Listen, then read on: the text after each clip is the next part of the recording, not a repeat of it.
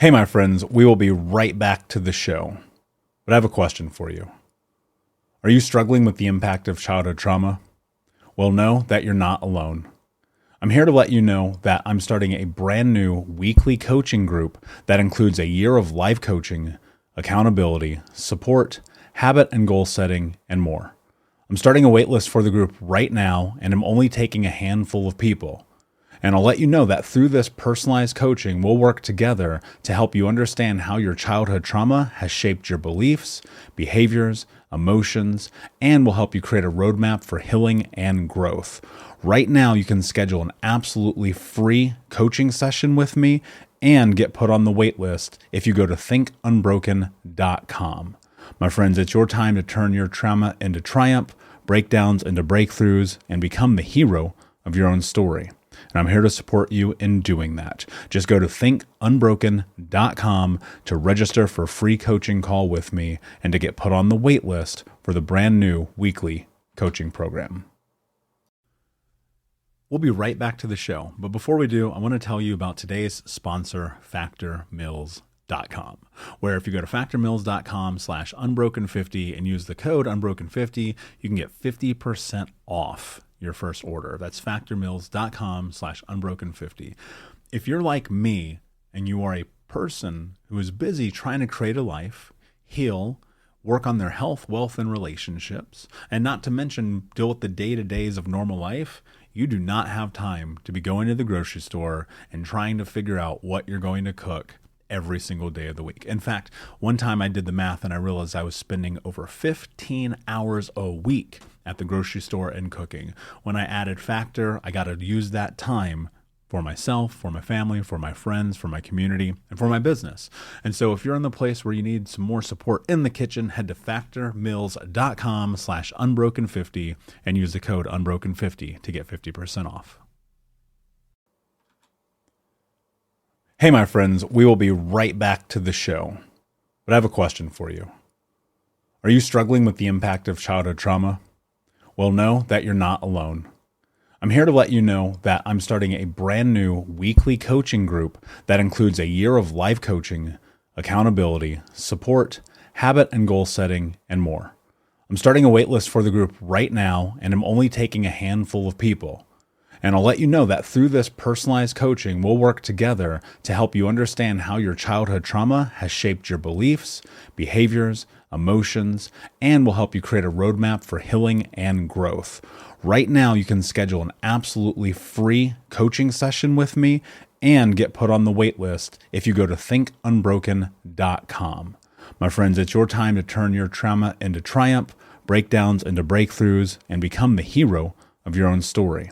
And I'm here to support you in doing that. Just go to thinkunbroken.com to register for a free coaching call with me and to get put on the wait list for the brand new weekly coaching program. Hey, what's up, my friends? Hope that you are doing well wherever you are in the world today.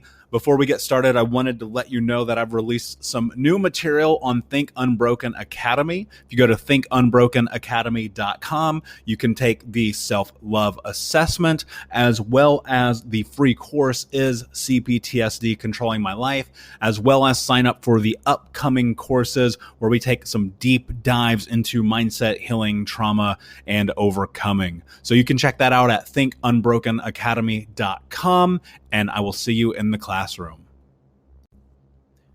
Hey guys, wanted to let you know that this episode of the Michael Unbroken podcast is a little bit different than episodes past because I am hanging out with my friend and entrepreneur, Ciara Pressler, who is one of my favorite people on planet Earth.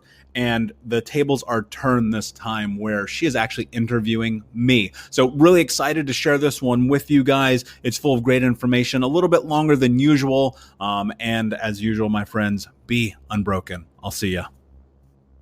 Welcome to the Michael Unbroken podcast, where it's all about understanding your past, getting out of the vortex, creating intention, cultivating self-belief, and becoming the hero of your own story. This podcast answers real client questions with real, personal, practical, and actionable advice based on science, mindset, and becoming unbroken.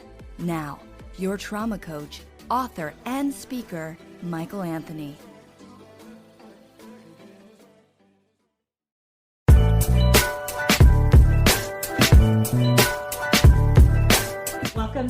interview. I'm Ciara Pressler, your founder of Pregame, your interviewer extraordinaire. This is where I interview my friends who are creators, game changers, and innovators in a whole range of things from business to life. And today I'm very excited to welcome my dear friend, Michael Anthony. I met Michael about probably 3 to 4 years ago in Portland. And since then, he's been on a global adventure, which culminated in the publishing of his book, Think Unbroken. And that's what we're going to talk about today. So welcome, Michael. Thank you so much. I'm very excited. First, what's that COVID life been like? Are you locked down? What's going on? Yeah, it's been productive. That's what it's been. Yeah, I mean, you can't do anything. So like everyone, I'm just doubling down on work because it's like, what else am I going to do? So. Well, you have been out there. You were, out in the streets, Black Lives Matter protests going on. I saw you out there in downtown Portland. Yeah. Have you been getting out, doing some activism? Yeah, less now because I feel like I have to be cognizant of the fact that if I'm assaulted by someone, including police, I will defend myself. And ultimately that puts me in a really tough spot. And so, yeah, I'm doing my activism online now. It seems like the wise thing to do because I just know who I am. Yeah, I hear you. I think, especially at the beginning, right after the murder of George Floyd, everybody, or at least some people were catalyzed to be out there in the streets, but you also have to, of course, there have been protests every single night in Portland for nearly 3 months now. Yeah, and, almost 80 days. Yeah, which I'm really proud of our city for that. But Totally. We also have to balance our energy and know also, I think, we've been out in the streets before this summer too. And so it's like playing the long game of what else can I be doing? Yeah, totally. I mean, that's what I've said to many people. It's like, this isn't the first time that I've done this, right? This isn't the first time that a lot of us have. We've been fighting this battle since we were kids, right? And our parents before them. So it's not new. For some people it is, and I'm glad that they're on board. But for the majority of us, it's like, this is just like last week and the week before that and the year before that. So, the only thing I hope is that these efforts, and as we notice, especially with the new VP candidate nomination, like there's change afoot. And so it's like really beautiful to see. Which is particularly interesting because you and I both identify as multiracial or biracial. I don't know how you usually define it. Yeah, biracial. Yeah, and Kamala Harris, of course, is also a Black and ... Yeah. So, it's something I watch with interest. Our people are finally getting their time. Well, we had Barack Obama, Yeah, that's true. Remember him? Yeah, who? What? Yeah, and you and I have a lot of discussions about having that multiple identity, and I know you and I have some similar feelings on that, but also different backgrounds. Yeah, totally. Yeah. Well, I think it's a conversation to be had. For a lot of time we got pigeonholed into these conceptual ideas of what race is in America. And I felt like really until the last year or two, the conversation around being biracial, multiracial is just kind of like, oh, you're either Black or you're white, but if you're brown, you're probably Black, right? Or whatever ethnicity is the dominant characteristic trait in your life. So yeah, it's really spectacular to see that there is such a differentiation beginning to happen because, it's acknowledgement. And I, for one, really appreciate it as someone who felt invisible for a long time. Yeah, I hear you. I think there's part of the conversation that's happening now around Black Lives Matter that, you can identify as more than one thing and be fully both things. Like, I don't have to be 50% Black and 50% white. I can be 100% Black and 100% white and 100% female and 100%, like all the different identities that we have. And that's been very healing for me, where through my life, I felt like I had to pick sides. Totally. It's super powerful, right? Because, one of the things that we often crave as human beings is acknowledgement, as we want to be seen, we want to be heard, be felt. And for a long time we were invisible. And that's what it is, right? It's that feeling of, oh, well, people actually notice who I am as a being. And, I'm not just thrown into this pile of, I guess you belong here. So yeah, it's powerful. I feel it too. It's palatable. especially like even it's happening in pop culture. You have shows like Blackish and Mixedish and, all the ishes. And like, that's amazing. I love it. Yeah, Grownish. I feel so seen from those. It's fun to watch Yeah. Mixedish and see this girl who was like, it takes place in the 80s and she's the age I was in the 80s and navigating all that awkwardness of being kind of like this mixed race nerd in school. I love Yeah. it. Yeah. It's incredible. Well, so we are talking about Think Unbroken, your fantastic book. Thank you. I am so grateful you gave me a copy, but I'm also grateful that now is when I'm diving into it, because you gave me this the first week of January of this year, and the world has totally changed since then. And some of the, personal work and spiritual work I've been doing, especially post-COVID, really intersects in a beautiful way with this. So tell us a bit about why you were inspired to write this book. Yeah. Realistically, what happened is this was supposed to be a blog post, and I was going to do the 5 steps for you to whatever, right? And as I sat down and I started writing it about 3 years ago, what I recognized was that was incomplete. The idea of just putting out a blog post was never going to fully encompass what it is that I understood about the process of taking control of your life, ultimately working through and understanding your past, and stepping into this place where you become the person that you're capable of being.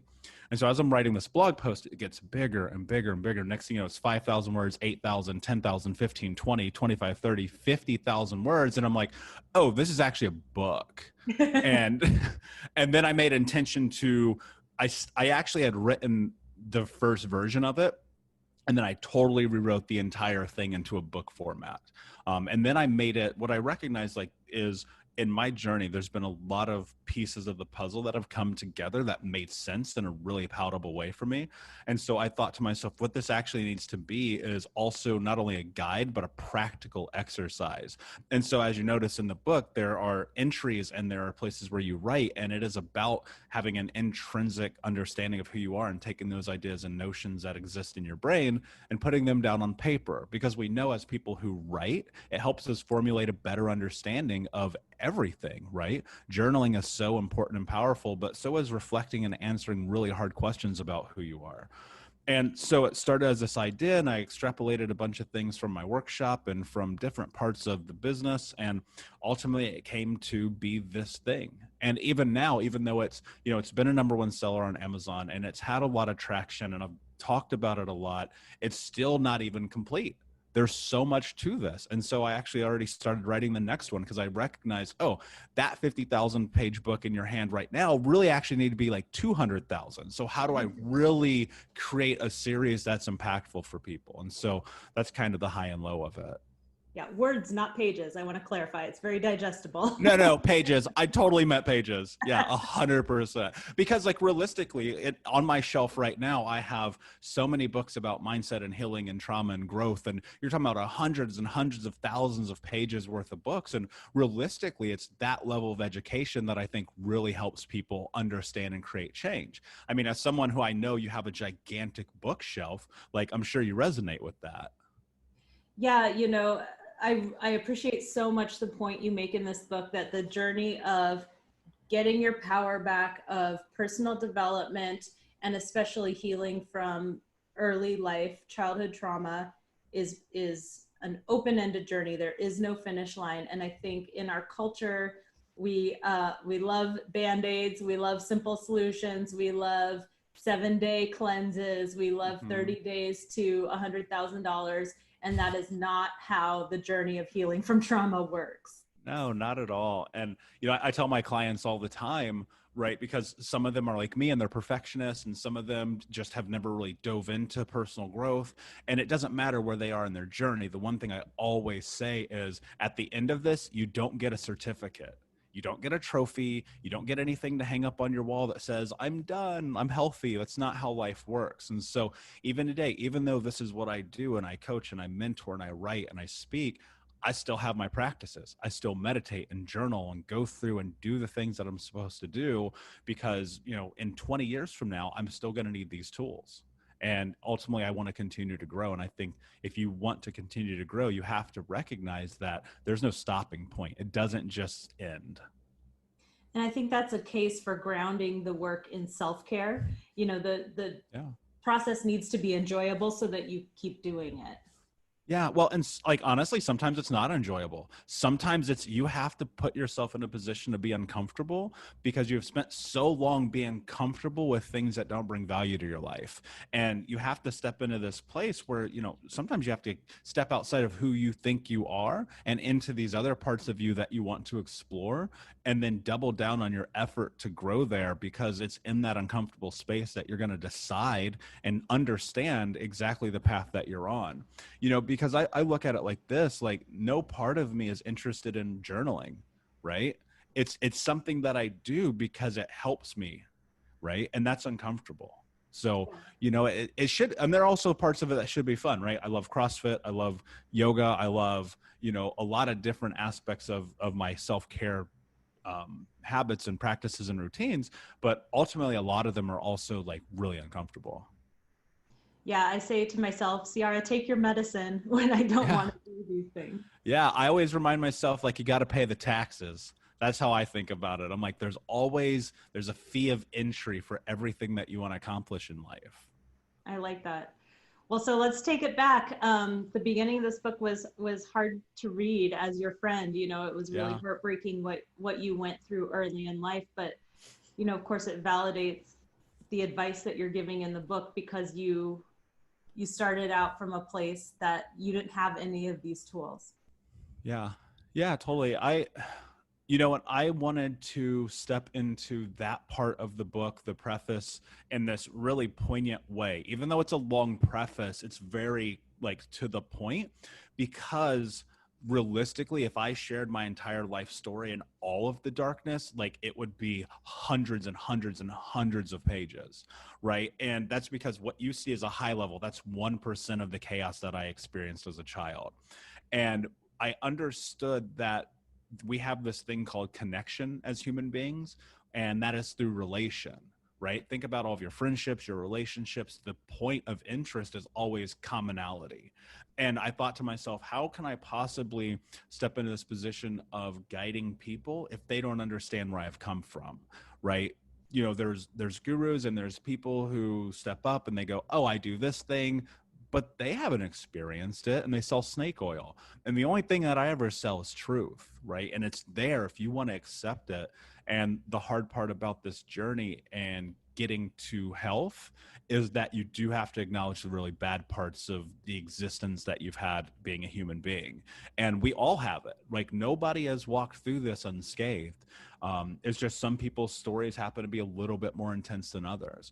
And so I recognize that, and I wanted to share that because I think it's the catalyst for understanding and self-compassion, and for recognizing, like, realistically, people go, oh, holy shit, like you survived that. Maybe I can get through this. And I'm like, cool. That's what you need to understand. And that's why you wrote it, because you wanted to write, it's almost a love letter to yourself as a child, like everything that the handbook that you wish you had had. Yeah, this is 100% what I wish I would have had, not even as a kid, but in my 20s. If someone would have just smacked me in the face with this book, things would have been way different for me. Though, of course, had they been, we wouldn't be having this conversation right now, right? Maybe in a parallel universe. But realistically, because as I stepped into, and I'm a huge advocate for personal growth and self-help and seminars and education, because I always think there's something you can learn that can make your life better. But what was missing in all of the things, specifically in the range of trauma and healing abuse and things like that, was something like this. It was a lot of talking at, but not a lot of introspective reflection. And so I wanted to make it a journey about really being able to understand the dynamics and the parameters around what this actually means when you kind of flip and reframe the mindset of healing, if that makes sense. Yeah, and for those who are familiar with psychology or have done some of their own trauma, exploration, there's a concept called ACEs, right? The Adverse Child Experiences Score. And it's a list of 10 things that may have happened in one's childhood that kind of could be predictive of bigger issues later in life, health issues, mental health, physical health. And just to explain to people, how adverse you're coming from. I mean, you have a score of 10 out of 10. I have 3, which is not to dismiss it. They're all really important, but to be coming from a 10 out of 10 in those adverse childhood experiences, it led then to a life in your 20s of having a lot of the fallout from that. Can you talk about that? Yeah, and not even in my 20s, it manifested so much earlier. And those questions are really important because they do create a baseline that I think a lot of people have to recognize, that your past can be indicative of what's happening in your present.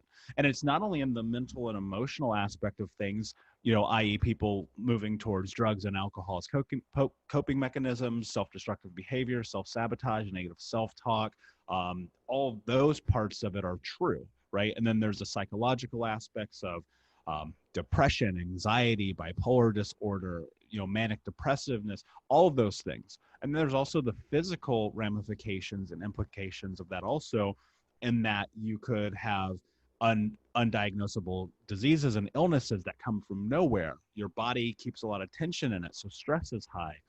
You have pulmonary embolisms and heart attacks and diabetes and cancer at exponentially higher rates. All of these things are exponentially higher rates as you kind of answer yes to those questions.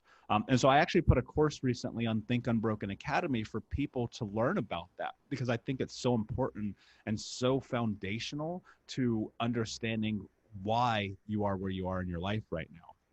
And so as you go through that questionnaire, which was created by the California Center for Disease Control in the mid-90s, which was a study at first, which was to identify, is there a correlation between obesity and childhood experiences, which does hold true, but also they were able to extrapolate more data points and find that as you hit that scale, for instance, like if you have an answer of 4 or more of yeses to that, you're up to 5,200% more likely, 5,200% versus someone with none to commit suicide. And up to 3,000% to be an alcoholic and 2,000% to be a smoker. And the list goes on and on and on. There's so much information and data about this. But if you can recognize, and this is what was important for me as an analytical person, is I was able to put 1 + 1 together. I was able to extrapolate from this data, oh, okay, these things are very likely the reason why these other things started to happen in my life. Yeah, I really identify with that. When you get to a point in life that it's not just about breaking a habit, I need to do this each day. But when you're caught in a loop, of compulsive behavior, of addictive behavior, and you cannot get out, it may not just be a matter of a bad habit. It might be something from way back that's driving you. Yeah, you can totally be indoctrinated into those beliefs, right? We talk about limiting self-beliefs and negative intention and things like that. It's true, because here's what you have to think about. What I want people to understand is it's true that we are the sum total of all of our experiences leading up to this moment. And so if your entire life, people have told you, you're never going to be successful, no one's ever going to love you, you're not beautiful, you're not handsome, you're all these negative things, as you continue to progress through life, that's going to hold true until you reframe it, right? And so it's the same concept. It goes deeper, right? It is so embedded and ingrained in us. Literally, it could be your 3rd grade teacher saying that you're stupid, right? Nonchalantly, because you sucked at the spelling bee. And for the rest of your life, you never step up to the plate. And so you have to kind of backtrack and you reflect on that and you go, oh, these certain scenarios in my life could be indicative of what's happening right now. Yeah, I think that's an important thing to point out. Some people came from a very obviously difficult start or abusive. If you grew up in an environment where very clearly there was abuse, poverty, verbal abuse, as well as emotional, mental, physical, it might be the line is very straight, but sometimes it's not as obvious. It took many years of therapy and self-awareness before I was even able to identify situations as potential trauma, because it, grew up in a middle-class life, had parents throughout most of my childhood, both together, had a mother who was very encouraging, But then there are things that maybe are, microaggressions that build up, or when you live in a culture that doesn't accept you, bringing it back to, growing up in the 80s as a person of color, maybe better than growing up in the 20s, but still not easy. And, some of those things build up over time. And I think we don't always consciously recognize those as being contributing factors to things being difficult later on. Yeah, 100%. I mean, there's so much that is ingrained in us. I mean, think about it. We have, 6,000 thoughts a day, right? Something crazy like that. And we're just always consuming not only ourselves, but the world. And things are chaotic. And of course, it could literally be the smallest little thing that in passing seems nominal. You go, oh, okay, whatever. But then as you deep dive into it, you go, oh, actually, that was the domino effect that has now led me to where I am. And I think creating self-awareness and understanding that it's okay to be vulnerable with yourself, first and foremost, will lead you to this place of understanding. Because for a lot of us, it is incredibly difficult to be vulnerable with ourselves because we're terrified of the truth that we hold. And realistically, sometimes that truth is really dark and ugly. That was my experience for a long time. And then sometimes that truth is also acknowledging the power that we have and the ability that we have and the capacity that we have to do really beautiful, amazing things, which also was an uncomfortable thing for me to recognize, right? But it's only through that kind of intrinsic understanding that you really can start to create change. We have to acknowledge the fact that we are, and in an essence, we are what we think. We are exactly what we want to project in the world. And then when those things are reflected to us, once we can build the capacity for it, have the ability to say, you know what, you can keep your projection. It doesn't get to exist. And I identify and I get to define who it is that I'm in the world. And it takes a long time to get to that place, right? Where you go, no, I value you as a human being. Like, you can judge me, you can have your opinion of me, but it doesn't actually get to impact who I am in my day-to-day life. And that's not putting up a wall, and that's not closing anyone down. That's not self-boundary, because you've built self-love for yourself that is so deeply ingrained in you that anyone can throw whatever they want at you and you're still going to hold fast. And it takes a long time to get to that place, but you can't get there until you can identify the breaks in the wall to begin with. You teach people how to treat you. Yeah, 100%. Like, no one knows how to take care of themselves until they learn how to take care of themselves, because we're not taught that, right? No one, I do not remember any moment in my childhood, in my teens, even in most of my 20s, where anyone ever sat me down and said, hey, you know what you should do? Like, maybe be nice to yourself. Yeah, and it's not only people telling you, it's leading by example. If you could have adults around you, parents who tell you to be one way, but if they're behaving differently, that's what you pick up. Yeah, of course we notice that, and we think that it holds true, right? It's like, I remember being a child and we would be a church family at church, but then in real life, it was like this really different scenario, which that holds true in a lot of places. We all wear masks, right? And so ultimately you have to get to this place, if you're brave enough to step into it, which is very scary, where your mask is totally removed and you are who you are at all times. And that's a hard place to be because we fear judgment and repercussion.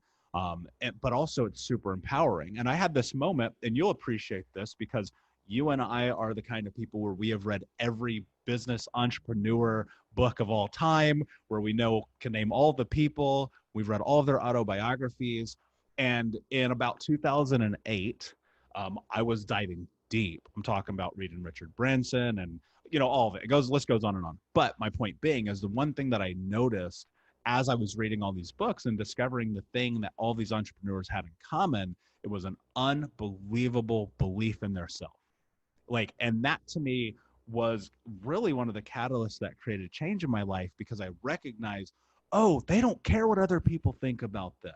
And not in like a douchey asshole way, but in a they truly, truly believe in themselves and their capabilities so much that nothing deters them from the game plan that they have and the way that they want to live their life. And when I recognized that, I started to execute against that, because I was like, how do I get there? Wow. Well, you say that the foundation for all of it is ownership. And I want to talk about that and read this excerpt that I love in the book. You say, knowing and understanding that the shit that happened to you as a child wasn't your fault doesn't mean that you get to use those things as a scapegoat for the shit you have done or will do. What comes with this acceptance is freedom from the weight of it all, and you are the only one strong enough to lift the boulder. Yeah, it's true. I don't know what else I can say. You read it, right? Like, that's reality. That's the truth, right? It's really hard. This is one of the hardest thing I think anyone will ever do when it comes to working through their past, is there's an acknowledgement that you have to make along the lines of really bad stuff happened to me. And in that acknowledgement, you have to also accept the fact that it's not your fault. Those things that happen to you, it's not your fault. And like, you always hear that, right? You can go watch fucking Good Will Hunting and he says that it's not your fault. Will, it's not your fault. But realistically, like, you have to understand that. You have to embed it. You have to adopt it and adapt it into your life, and not let it be the thing that holds you back. Because we often want to blame all the circumstances around us for where we're at in our life. It's always someone's problem. It's always someone's fault. Like, I get it, because that was my life for a very long time. Why do I need to be in an emotionally vulnerable relationship? Why do I have to be kind to people? Why do I have to be kind to myself? I don't have to do those things. I was led to believe that this is the way that people are treated. This is the way that life is, and it's not my fault. So if I'm an asshole, that's not on me. Wrong. It is on me. It is my thing. It is my issue. It is my problem to solve. And in that acknowledgement creates the pathway for real change, right? Because then you put yourself in this position where it kind of comes into this place. And this is my motto. This is the way I live my life, is no excuses, just results. Like, how do you put yourself in a position to stop making excuses? And that's what ownership is. We always want to make excuses, but the reality is there's always a workaround. There's always a way to get to where you want to go. But you have to ask yourself, how hard are you willing to work? What are you willing to invest? And how long are you willing to stay on the path to get there? Because in a journey, whether it's in business or life or healing or relationships, like, if you set a goal and you reverse engineer it, a lot of times the path there is about 3 to 4 times longer than you ever imagined. And so you have to be willing to see it through and be super patient, because ultimately, if you want it bad enough, you'll stay on the path. And that's not to say you won't have ups and downs, because you will, but you stay the course and eventually it'll come to pass. So here is where I struggle with this concept, and I cannot wait to hear your take on it. Sure. You know, radical personal responsibility is great. It's also a very American value, and I think it gets misused sometimes to give institutions and people an excuse to not take care of each other. So yeah. For example, you know, in the current conversation with diversity, equity, and inclusion, you know, yes, people have been systematically held back from achieving. Can we really put it all on them to achieve? Yeah, I think that's a really fascinating question. And there's levels of this, right? I mean, there's so much to it. And I don't think that there's ever a one size fits all answer for this, because like, I look at the disparity of my youth and growing up in one of the most impoverished cities in America, being homeless for the majority of my childhood, sometimes eating and stealing food just to survive from the school cafeteria, and looking at how unfucking fair life is. And then having this moment where I go, okay, yes, life is unfair, but there's always a way to accomplish what you want to accomplish. And so like, and maybe this is where I have a hard time with your hard time, is I go, and I'm sorry, like, life fucking sucks sometimes. It's not fair. I don't think most of us sign up for half of the crap that we have to go through. And I don't know anybody who like signed up to be born. We don't get any choice. We come in and we are born into what we are born into. We could have been born in the 1600s, or we could be born in 2400. You don't know, and you don't have a choice. But what you do have is the ability to decide how you want to let those things impact and influence your life, right? There is a level of choice. I mean, systemically, yes, a lot of us, especially people of color and men of color specifically, we are built within this foundational system for failure. And even when we start to succeed, failure is still right there. I mean, I can't tell you how many times, like in my 20s, having a beautiful Cadillac, something I worked really hard for, I must have been pulled over 25 times, right? Driving while black. living in Indiana, right? And so, I think about that too. Like, even though I'm successful and I'm doing it legally at this point, which I would note is very important, I still was constantly faced with this concept of, even though I'm succeeding, there are people who want to bring me down. And realistically, the thing that really sucks about this is we're stuck playing the game within the parameters of the system that have been set. But ultimately, there is a decision that has to be made about how hard are you going to push through those fucking barriers to get to where you want to go, regardless of what's in front of you. And so, that's a hard mentality, because a lot of people go, well, there's always something. There's always something to keep you down and hold you back. And it's true. There always will be something. No one's ever going to be on the same page, and we're never going to be on an even playing field. That's just not the reality. I'm sorry. I wish it were, because if it were, life would be very different than it is right now, right? But it's not. And so you have to make a decision. What are you willing to do to have the life that you want to have? And a lot of times that's a mindset thing, right? You're going to have to work through barriers. You're going to have to figure out how to make it happen. I didn't graduate high school on time. I can barely read English, and I wrote a book, right? I think about that. I think about the trauma that I've gone through. I think about where I'm at now and helping other people leverage this. I think about the idea that realistically and statistically, I should be dead or in jail. And yet I'm sitting here talking to you. And that's the thing that people have to understand, is that there's always choice. There's always the ability to find a way. It's the same way that you hear about kids who come from the middle of nowhere, Africa, in war, and yet they're doctors, right? They're here in America. They're doctors. They got a PhD. They do heart surgery. Like, they're amazing people. And that goes, and that's like a small sample size of the world population, but that's where my mind goes. Like, they figured it out. Ultimately, you just have to ask yourself, like, how do I figure this out? How do I set myself up for success despite everything? Because you know what? I recognize, even though my life is where it's at right now, there are going to be barriers. There are going to be roadblocks. There are people who don't want me to succeed. The fucking system doesn't want me to succeed. There's always something. I have to walk down the street every day and be scared that a cop is going to kill me. And yet, what am I going to do? Not leave my house? Right? It's hard. I could talk about this all day, and I just want to be clear. I don't think there is a one-size-fits-all answer, but there is a point at where you just have to go, you know what? Fuck the system. I'm going to figure this out. It reminds me, I have a good friend who had worked on a goal for many years, wasn't achieving it, but never gave up. And one day I said to her, how do you keep such a good attitude about this? Like, you have this goal, you're not getting there. Like, I see you trying, I see you staying so positive. And she said, what's the alternative? Yeah. Like, to be, to give up, to be depressed about it. And that just had such an impact on me, because it's part of what you're talking about is like, how do I want to experience the world? Yeah. Do I want to experience it as a victim and be mad all the time? Or do I want to be looking for solutions and stay curious and see people as potential allies and protect myself? And like, do I want to choose to live in the space of the trauma forever? Or do I want to make a change? Yeah. As someone who's lived on both sides of that coin, let me tell you, the latter is much better, because when I lived this victimized role and I was destroying my body, my friendships, my relationships, all the people in my life, like really putting myself through the ringer, ultimately setting myself up for a complete, utter failure, I probably would have been dead by 30 if I wouldn't have had the wake up call and been like, you know what? Actually, you have to create change, and you have to decide, Michael, what the fuck you're going to do with your life. What is it that you're really going to do? Because the system has always been against me. Everyone had always told me I'm never going to make it.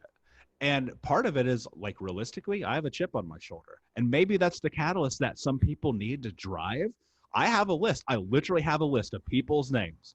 And it's like, to me, in these moments where I have to tap into my strength and I feel weak and I feel like I don't want to keep going and I feel done, I go, all right, I'm going to show you. And it's not even like I want to like roll up to them on the side of the road one day and flip them the bird. I don't care if I ever see them again, but I want them to know that somewhere I'm doing what I want to do despite what they thought I was going to be able to do.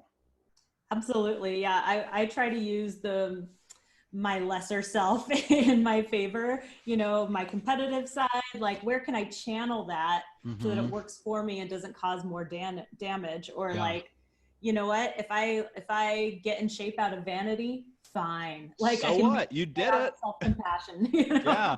I think sometimes we have to remove this idea that the ego is a bad thing and leverage it. Yes, yes. So when you talk about this healing journey, which is open-ended, you know, you don't get a medal, you don't get a finish line. What are some of the things that have been most effective for you? Some of the ongoing practices? Probably more so than anything is like literally writing down goals and saying, this is what it is that I want to accomplish, and then reverse engineering and going back. And if you don't know what that means, is write down the goal, what it is that you want to experience, what you want to do, what you want to accomplish, and then back it all the way down to the very first step. And then figure out what is the lowest common entry point to create change or to make that goal happen or to move up that road, right? And so for a long time, that was it, right? How do I, and I write my goals every year and I revise them on my birthday and then I do it again.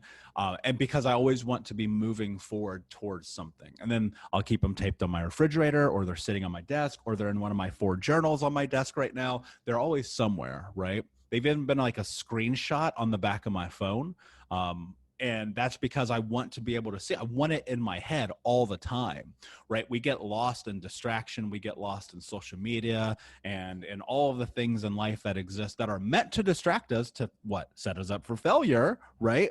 And I go back to those things and I look at those goals and I go, okay, am I living with intention right now? Am I moving towards the places that I told myself I would? That's part of it. And the other part is accountability. You have to be able to hold true to the things that you say you're going to do, which is really, really, really difficult, right? And that's kind of the area where you're always going to sway back and forth. Life happens, but are you course correcting? Are you getting back on the path to continue to move forward? And so when you're in these moments of nonchalantness about life and you're feeling very like, whatever, ask yourself, are you being accountable? And are you living with intention? And are you moving towards the things that you promised yourself that you were going to do? One of the things that I make every one of my clients do is they have to sign a contract and an agreement that says that they will hold their promises to themselves. Because realistically, that's one of the most important things we have to do as a human being, is hold true to the things that we say we're going to do. And then the last piece, I think, is, you know, you have to be able to build a community of healing around you. And that community can be therapists, it can be friends, it can be people who support you, it can be coaches like me. But you have to take a really hard look at the people that surround you. Are they people who are helping you set yourself up for success? A lot of times, and I will tell you this, the people who were friends in my 20s, that I was friends with 20s, they're not my friends now. And that is not only necessarily because I had to remove some of them, but because as you grow and as you change, those people may not grow and change with you. And more so, they may be resentful of the idea that you're a different person. And so you need to think about the people you surround yourself with and building a team. Like, you are the general manager of your life, of your basketball team life. And so you need a coach, you need players, you need support systems, you need the guy who tapes the ankles, you need all of it, right? And so you need to lay that out. And for me, you know, it's been therapists and my own coaches, and it's been going to seminars and being around people like you who are about life and creating change and impact and being in healthy, smart, responsible relationships, and not being around people who want to snort coke and ride bicycles and, you know, whatever the craziness is that life is that comes, right? Bicycle riders. Yeah, those, like, all right, Indiana's a very weird place. I'll tell you a story sometime about that. But that comes to mind because I have this memory, like, oh yeah, I remember that night. But my point being is, you have to really ask yourself, who am I surrounding myself by? Yeah, you know, you talked about gurus, and when my friends write books or publish a book about life goals, you know, I'm still sorting through the ethics of life coaching, right? Like, sure. I'm a business coach. And I think that professionals should be somehow vetted, and coaching is the Wild West right now. There's no certification. 100%. The coach certifications that exist are mostly shit. Yeah. Most coaches don't know what they're talking about. And so I appreciated that you have this disclaimer at the beginning of the book that is, if you are experiencing a mental health crisis, if you are suicidal, here's the phone number. Go to a professional. So I like that you talk about this idea of having a team of influences. You know, and I have used therapy on and off throughout my life. Where do you see your position as a coach and a course creator and an author in relation to doctors, to psychologists, and the other professionals? That's a great question. I'm an accompaniment. I am the banjo in a folk band. You kind of need me. You can't have the folk band without, I don't know where that analogy just came from. But my point being is, like, you have to have systems in place. And I think that what I do is a part of the system. What I do is I help most therapists that you're going to work with, they're not helping you game plan. They're not helping you create a pathway. They're helping you understand, which is super important and foundational. I don't talk about your past. Like, realistically, I understand that it is how you kind of get to me. And when people Google me, I'm one of the first people that show up in trauma and CPTSD life coaching. But what I do is I help you reframe and understand and create a pathway, because you do have to have the other pieces of the puzzle, and you do have to have intervention from multiple different areas, right? And maybe if you're one of my clients, you need to go to have AA meetings, right? And that needs to be a part of the conversation. And so, when I look at it again, this is the same way when you're the general manager of your life and you're putting together your employment roster and you're looking at this, I'm the coach, right? But you still have the team doctor, the team psychologist, the team whatever, right? I'm just kind of overseeing and helping you make decisions that are going to be impactful for your life. I'm not, ultimately what I do is I never tell people this is what you have to do, this is the right or wrong. I lead them to being able to answer the question themselves, right? Because oftentimes they don't even know where to begin to ask the question, if that makes sense. Yeah, when people are coach shopping, I tell them, look for somebody who will tell you when they don't specialize in something, and if someone comes to me and says, like, I need help raising money for my business idea, I say, I don't do fundraising. Like, I can help you generate revenue, but I don't do fundraising. It's just not my thing. Like, I tell people no all the time. Right. Exactly. Yeah. You have to, because, like, realistically, like, it's not going to do anyone any good if you have a very specialized scenario and you're like, I need help with that, and I've never experienced that. Why? That's the snake oil, right? That's what's happening in the society right now, where and most people who are in this life coach industry are full of shit. I'll call it how it is, because it's true. They buy a program, they rebrand it, they put it out into the world. Everything Think Unbroken I created from scratch. Not a bit of it is from somewhere else. Now, I'm not saying there's not inspiration in there, because of course that's how it works. But I didn't rebrand some course and I'm trying to sell it to you to fix all your problems. I always think of it as being a DJ. Like, I'm sampling, I'm remixing, I'm scratching. Like, there's all these different things. It sounds like you did some original tracks in there too. But we're not talking about like early Puffy, where he would just like take a song and add like one scratch to it.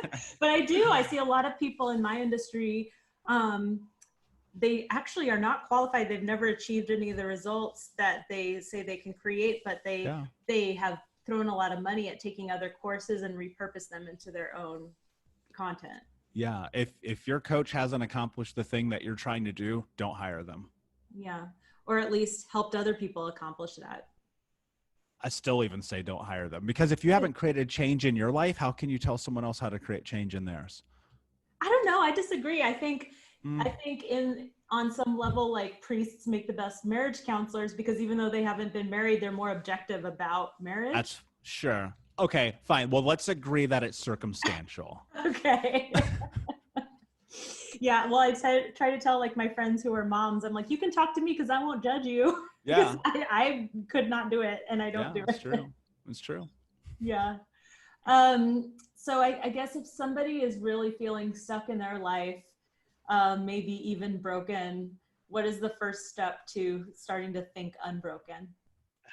You have to just put yourself in a place of recognizing that you have to give yourself permission to start this journey.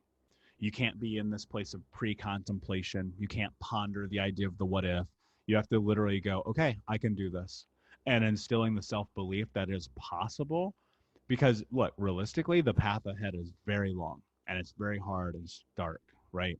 But you have to come to this place where you acknowledge, I can possibly do this, right? And so it starts there. You're just like, okay, I think I can do this.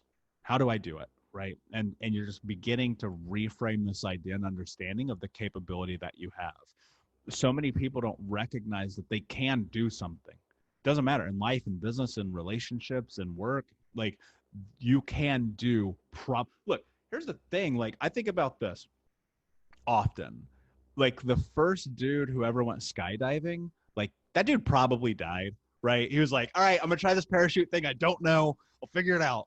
But then the second dude who did it, he was like, oh yeah, I got it, right? And then it goes on and on and on and on. And you kind of get to this place where you recognize what it is sometimes you have to latch onto this idea that the people in front of you have done this, and thus it's possible. It's like the 4-minute mile, right? We talk about this all the time. Roger Bannister broke the 4-minute mile, and then it got broken again like 12 times in 6 weeks or something crazy like that, right? Because we just need evidence in front of us that it's possible. But you have to also plant that seed in your head that says, I can. I think that's the strength of a peer coaching model, or, you know, like if you do a group or with a single person, you know, somebody who's been through it can give you that inspiration that it's possible, and you're doing that for others. Yeah, because it is possible. And, you know, maybe it's just inherent in me. I had this interesting moment the other day where I recognized that when I was like 14, I was on the wrestling team, football team, all the sports when I was in high school.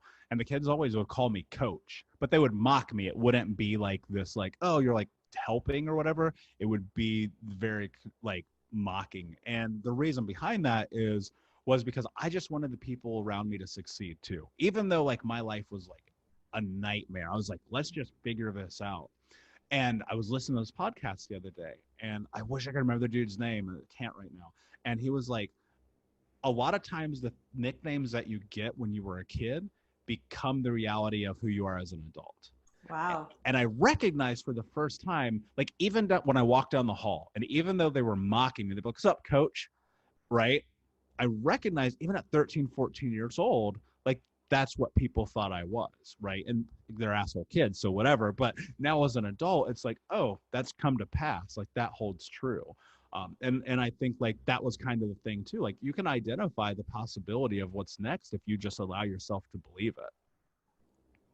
That's beautiful. Well, truly, thank you, coach, in that case, said with all honesty and admiration. Anything else you want to let people know about how to find you, how to keep up with your next book, your next speaking gig? Yeah, you can find me on all the things at Michael Unbroken. And then my website is thinkunbroken.com. There's also information about Think Unbroken Academy, which is an online training course that I have right there as well. And all of the things. So they're all there. Awesome. I can't wait to see what you do next. Thank you for being part of the Pregame family. Game on. Thank you. Bye.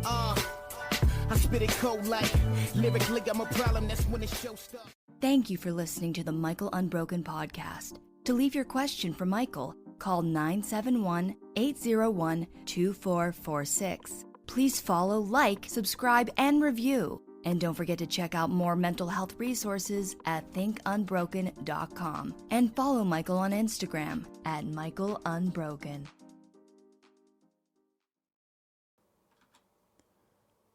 Hey, my friends, we will be right back to the show. But I have a question for you. Are you struggling with the impact of childhood trauma? Well, know that you're not alone.